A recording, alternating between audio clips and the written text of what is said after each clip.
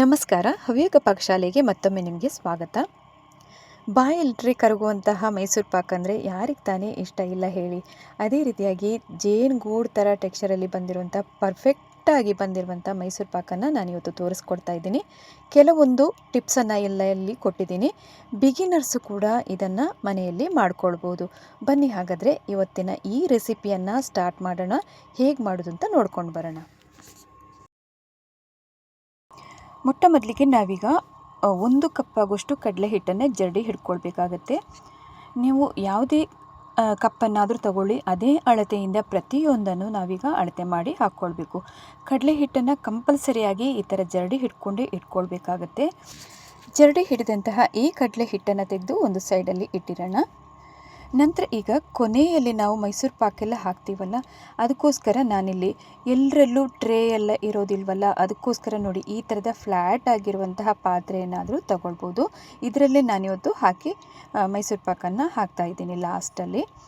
ಅದಕ್ಕೆ ಈಗ ನಾವು ಮೊದಲೇ ತಯಾರಿಯನ್ನು ಮಾಡ್ಕೊಳ್ಬೇಕಾಗುತ್ತೆ. ಈ ಥರ ನೋಡಿ ತಳಭಾಗಕ್ಕೆ ನಾವು ಬಟರ್ ಪೇಪರನ್ನು ಹಾಕ್ಕೊಳ್ಬೇಕು. ತಳಭಾಗಕ್ಕೆ ಅಂದರೆ ಪಾತ್ರೆ ಯಾವ ಶೇಪಲ್ಲಿ ಇರುತ್ತೆ ನೋಡಿ, ರೌಂಡ್ ಶೇಪಲ್ಲಿ ಇದ್ದರೆ ಅದೇ ಸೈಜಲ್ಲಿ ನಾವು ತಳಭಾಗಕ್ಕೆ ಕಟ್ ಮಾಡಿಕೊಂಡು ಈ ಥರ ಬಟರ್ ಪೇಪರನ್ನು ಹಾಕ್ಕೊಳ್ಬೇಕು. ಆವಾಗ ಈಸಿಯಾಗಿ ತೆಗೆಯೋದಕ್ಕೆ ಬರುತ್ತೆ ನಮಗೆ.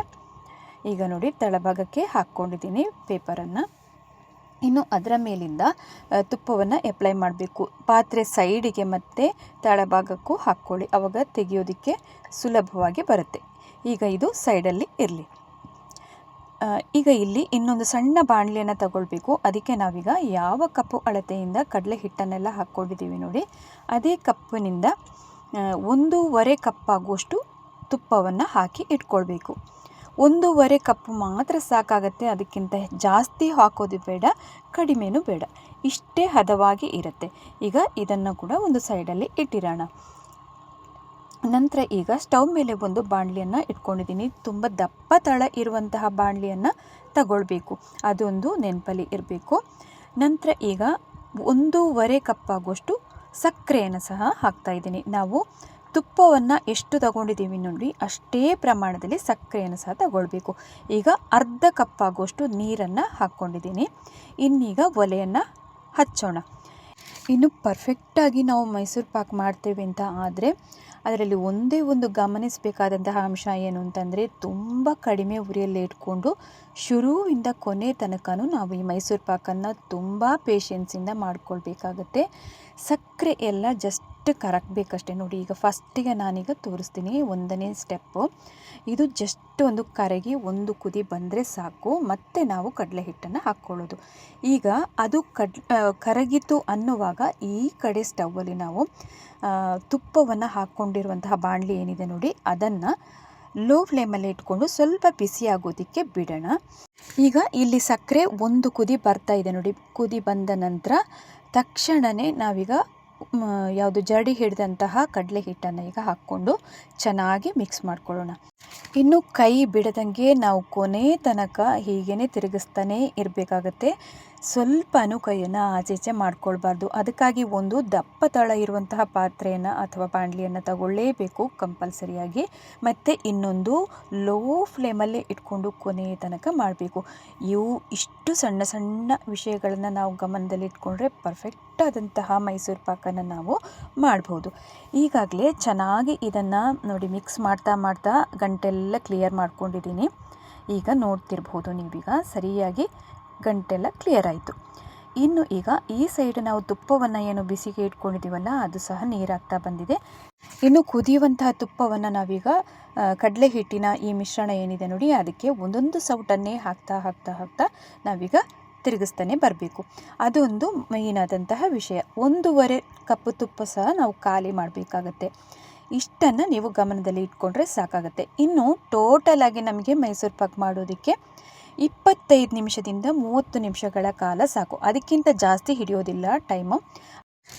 ಅಷ್ಟು ಟೈಮಿಗಿಂತ ಮೊದಲೇ ನಾವು ಮಾಡ್ತೀವಿ ಅಂತಂದ್ರೂ ಮೈಸೂರು ಪಾಕ್ ಚೆನ್ನಾಗಿ ಬರೋದಿಲ್ಲ, ಮತ್ತು ಜಾಸ್ತಿ ಟೈಮ್ ಆಯಿತು ಅಂತಂದ್ರೂ ಸರಿಯಾಗಿ ಬರೋದಿಲ್ಲ. ಇವು ಎರಡನ್ನು ನಾವು ಗಮನದಲ್ಲಿ ಇಟ್ಕೊಳ್ಬೇಕು. ಮತ್ತೊಂದು ವಿಷಯ, ಇನ್ನೊಂದು ನಾವೀಗ ಒಂದು ಕೈಯಿಂದ ನೋಡಿ ಈ ಥರ ಕುದಿಯುವಂತಹ ತುಪ್ಪವನ್ನು ಹಾಕೋದು ಒಂದೊಂದು ಸೌಟು, ಮತ್ತು ಒಂದೊಂದು ಕೈಯಿಂದ ತಿರುಗಿಸ್ತಾನೆ ಇರಬೇಕು. ಹೀಗೆ ಮಾಡ್ತಾ ಬನ್ನಿ. ಆವಾಗ ಏನಾಗುತ್ತೆ, ಮೇಲಿಂದೆಲ್ಲ ನೋಡಿ ನೊರೆ ನೊರೆಯಾಗಿ ಬರುತ್ತಲ್ಲ, ಮಿಕ್ಸ್ ಮಾಡ್ತಾನೆ ಹೋಗಬೇಕು.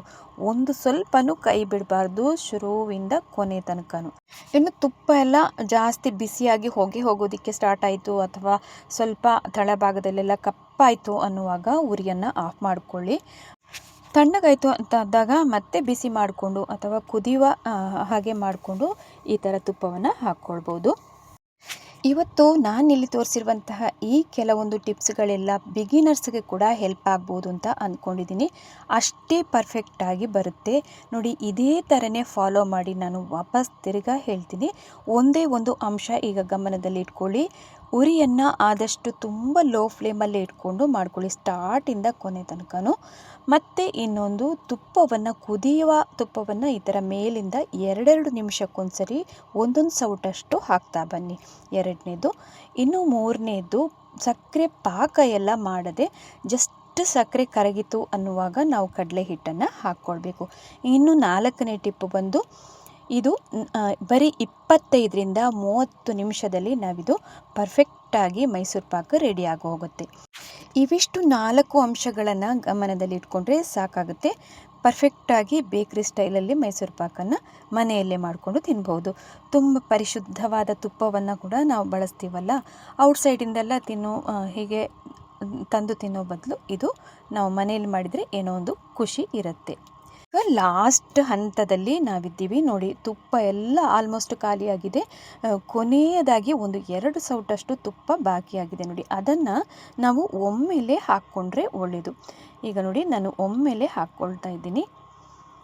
ಇನ್ನು ಒಂದು ಕೈಯಿಂದ ಚೆನ್ನಾಗಿ ಇದನ್ನು ಮಿಕ್ಸ್ ಮಾಡ್ತಾ ಬಂದ ಹಾಗೆಯೇ ಅದು ನಿಮಗೆ ಜೇನುಗೂಡು ಥರ ಟೆಕ್ಸ್ಚರ್ ಬರುತ್ತೆ. ಆವಾಗ ಇಮಿಡಿಯೇಟಾಗಿ ಇದನ್ನು ಇಳಿಸ್ಕೊಂಡು ನಾವು ತುಪ್ಪ ಸವರಿ ಇಟ್ಟಂತಹ ಪಾತ್ರೆಗೆ ಶಿಫ್ಟ್ ಮಾಡಬೇಕು. ನೋಡಿ, ಈಗ ನಾನು ಇಳಿಸ್ತೀನಿ ಇದನ್ನು.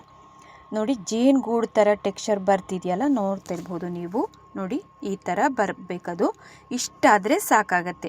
ಇನ್ನು ಪಾತ್ರೆಗೆ ಈ ಥರ ಹಾಕಬೇಕಾದ್ರೆ ಕೇರ್ಫುಲ್ಲಾಗಿ ಹಾಕ್ಕೊಳ್ಳಿ.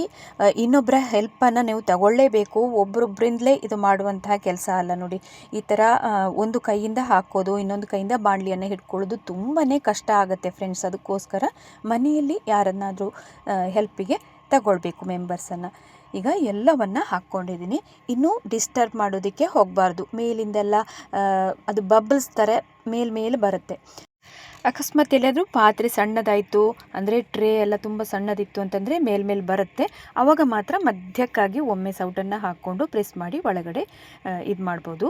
ಈಗ ನೋಡಿ, ತಣ್ಣಗಾದ ನಂತರ ನಾನೀಗ ಕಟ್ ಮಾಡಿ ತೋರಿಸ್ತಾ ಇದ್ದೀನಿ. ನೀವು ಯಾವ ಶೇಪಲ್ಲಿ ಬೇಕೋ ಆ ಶೇಪಲ್ಲಿ ಕಟ್ ಮಾಡ್ಕೊಳ್ಬೋದು. ತುಂಬ ಚೆನ್ನಾಗಿ ಕಟ್ ಮಾಡೋದಕ್ಕೂ ಬರುತ್ತೆ. ಇದೇ ಮೆಥಡನ್ನು ನೀವು ಫಾಲೋ ಮಾಡಿಕೊಂಡು ಮೈಸೂರು ಪಾಕನ್ನು ಮಾಡಿದ್ರಿ ಅಂತಾದರೆ ಮನೆಯಲ್ಲಿ ಮೆಂಬರ್ಸ್ ಎಲ್ಲ ಇಷ್ಟಪಡುವಂತಹ ಮೈಸೂರು ಪಾಕ ಬೇಕ್ರಿ ಸ್ಟೈಲಲ್ಲಿ ರೆಡಿಯಾಗಿ ಹೋಗುತ್ತೆ. ಇನ್ನು ಪಾತ್ರೆ ಸುತ್ತಲೂ ಒಮ್ಮೆ ಚಾಕುವನ್ನು ಹೀಗೆ ಹಾಕ್ಕೊಂಡು ಬಿಡಿಸ್ಕೊಳ್ಳೋಣ. ಆವಾಗ ತುಂಬ ಸುಲಭವಾಗಿ ಡಿಮಾಲ್ಡ್ ಮಾಡೋದಕ್ಕೂ ಸುಲಭ ಆಗುತ್ತೆ. ಇನ್ನೊಂದು ಮೇಯ್ನಾಗಿ ನಾವು ನೋಡಬೇಕಾದಂತಹ ಅಂಶ ಏನು ಅಂತಂದರೆ, ಇದು ತಣ್ಣಗಾದ ನಂತರವೇ ನಾವು ಚಾಕುವಿಂದ ಪೀಸಾಗಿ ಕಟ್ ಮಾಡ್ಕೊಳ್ಬೇಕು. ಬಿಸಿ ಇರುವಾಗ ಯಾವುದೇ ಕಾರಣಕ್ಕೂ ನಾವು ಚಾಕುವನ್ನು ಹಾಗೆ ಕಟ್ ಮಾಡಿದರೆ ಎಲ್ಲ ಪುಡಿ ಪುಡಿ ಆಗೋಗುತ್ತೆ. ಒಂದನ್ನು ಗಮನದಲ್ಲಿ ಇಟ್ಕೊಳ್ಬೇಕು. ಈಗ ಒಂದು ನೋಡಿ, ಮೇಲಿಂದ ಒಂದು ಬಟ್ಲನ್ನು ಇಟ್ಕೊಂಡಿದ್ದೀನಿ. ಆಮೇಲೆ ಪಾತ್ರೆಯನ್ನು ಈ ಥರ ಉಲ್ಟಾ ಮಾಡಿಕೊಂಡು ಹೀಗೆ ತೆಗೆದ್ರೆ ನಿಮಗೆ ಚೆನ್ನಾಗಿ ಅದು ಬಿಟ್ಕೊಂಡು ಬರುತ್ತೆ. ಇನ್ನು ನಾವು ತಳಭಾಗದಲ್ಲಿ ಹಾಕಿದಂತಹ ಬಟರ್ ಪೇಪರ್ ಕೂಡ ಅಷ್ಟೇ ಹಾಗೇ ಬಂದಿರುತ್ತೆ ನೋಡಿ. ಒಂದು ಸ್ವಲ್ಪನೂ ಅಂಟ್ಕೊಳ್ಳದೆ ಅಷ್ಟೇ ನೀಟಾಗಿ ಬಂದಿರುತ್ತೆ. ಜೇನುಗೂಡು ಥರ ಟೆಕ್ಸ್ಚರಲ್ಲಿ ಅಷ್ಟೇ ಸಾಫ್ಟಾಗಿ ಸಹ ಬಂದಿರುತ್ತೆ.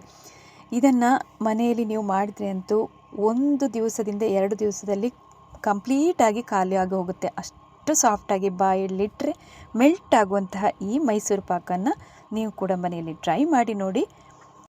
ಈಗ ನಾವು ಚಾಕುವಲ್ಲಿ ಯಾವ ಥರ ಮಾರ್ಕನ್ನು ಮಾಡಿ ಕಟ್ ಮಾಡಿರ್ತೀವಲ್ಲ, ಅದೇ ಥರನೇ ನೋಡಿ ಯಾವ ಥರ ಬಿಡಿಸುವಾಗ ಯಾವ ಥರ ಬರುತ್ತೆ ಅಂತ. ನಾನಿಲ್ಲಿ ತೋರಿಸಿರುವಂತಹ ಕೆಲವೊಂದು ಅಂಶಗಳನ್ನೆಲ್ಲ ಗಮನದಲ್ಲಿ ಇಟ್ಕೊಂಡು ಮಾಡಿದರೆ ಹೀಗೇ ಮನೆಯಲ್ಲಿ ನೀವು ಕೂಡ ಮಾಡಬಹುದು. ಇವತ್ತಿನ ಈ ವಿಡಿಯೋ ನಿಮಗೆಲ್ಲರಿಗೂ ಇಷ್ಟ ಆಗಿರ್ಬೋದು ಅಂತ ಅಂದ್ಕೊಂಡಿದ್ದೀನಿ. ಇಷ್ಟ ಆಗಿದ್ದಲ್ಲಿ ಚಾನಲನ್ನು ಹೊಸಬ್ರು ಯಾರಾದರೂ ನೋಡ್ತಿದ್ರೆ ದಯವಿಟ್ಟು ಸಬ್ಸ್ಕ್ರೈಬ್ ಮಾಡ್ಕೊಳ್ಳಿ. ಹಾಗೆಯೇ ಪಕ್ಕದಲ್ಲಿರುವಂತಹ ಬೆಲ್ ಐಕಾನನ್ನು ಪ್ರೆಸ್ ಮಾಡೋದ್ರಿಂದ ನಾನು ಹಾಕಿರುವಂತಹ ಎಲ್ಲ ಹೊಸ ವಿಡಿಯೋದ ನೋಟಿಫಿಕೇಷನ್ ನಿಮಗೇ ಬರುತ್ತೆ. ನಾನು ಈಗಾಗಲೇ ಹೊಸ ರೆಸಿಪಿಗಳನ್ನೆಲ್ಲ ಅಪ್ಲೋಡ್ ಮಾಡಿದ್ದೀನಿ ಹವ್ಯಕ ಪಾಕಶಾಲೆಯಲ್ಲಿ. ಅವೆಲ್ಲವನ್ನು ಲಿಂಕಿಗೆ ಹೋಗಿ ನೋಡಿಬಿಟ್ಟು ಸಪೋರ್ಟ್ ಮಾಡಿ ಅಂತ ಕೇಳ್ಕೊಳ್ತಾ ಇದ್ದೀನಿ.